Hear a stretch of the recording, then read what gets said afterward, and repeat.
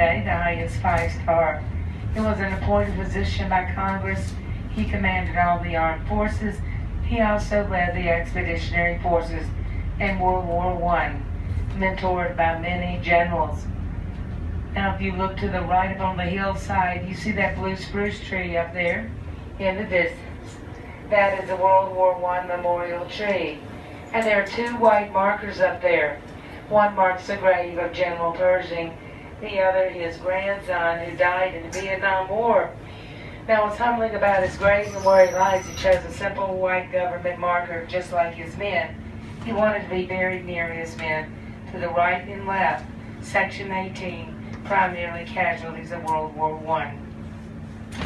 So I'm taking it, everybody's going to stay with me, okay?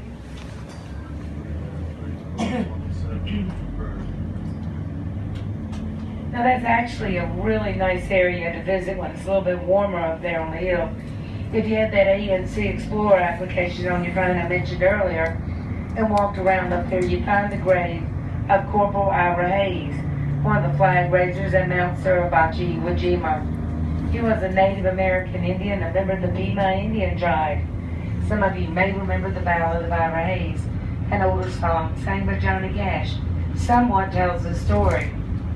And also Hap Arnold was up there as well. He was a 5-star general in the Army and the Air Force, known as the father of the Air Force. And Corporal Frank Buckles, last of the World War I veterans.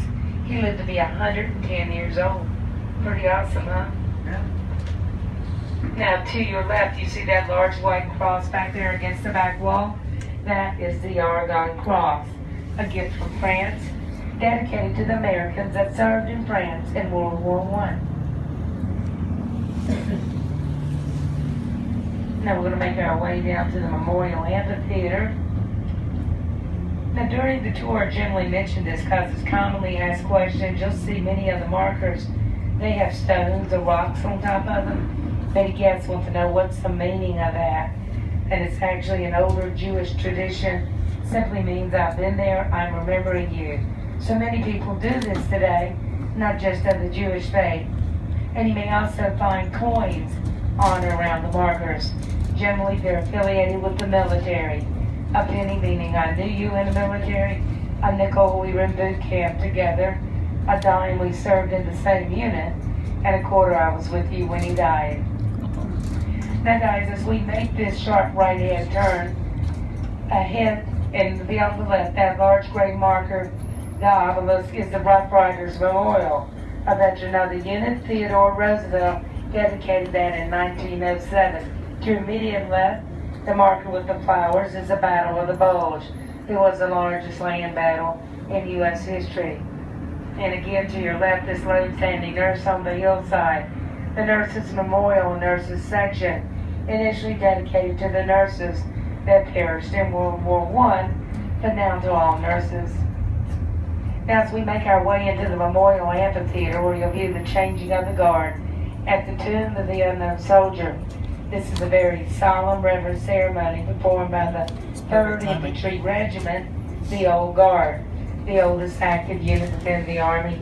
They guard the tomb of the unknown soldier 24 hours a day, 365 days a year, known but to God. Please make sure your cell phones are silenced. You may take photos when no flashes are allowed. Now before you get off, you make an excellent timing here. I'm going to give you a couple of tidbits of information. First of all, you'll be walking to the right around the amphitheater for the 10 o'clock changing of the guard. They have restrooms there and a small museum. Now see this large tree to your left. If you walk up that sidewalk, you'll find the grave of Audie Murphy, one of the highest decorated soldiers of World War II and a well-known movie star. In the distance to the left, that large structure is the mast of the USS Maine. And if you walk down the sidewalk, again to your left, there are 3 large memorial markers dedicated to the Space Shuttle Challenger, the Columbia, and the Iran hostage rescue tent marker. When you finish with the ceremony, up ahead, where that tree is on the other side of the amphitheater, that's where you'll pick up the next vehicle. Okay? See the tree? Just go on the other side. There'll be somebody up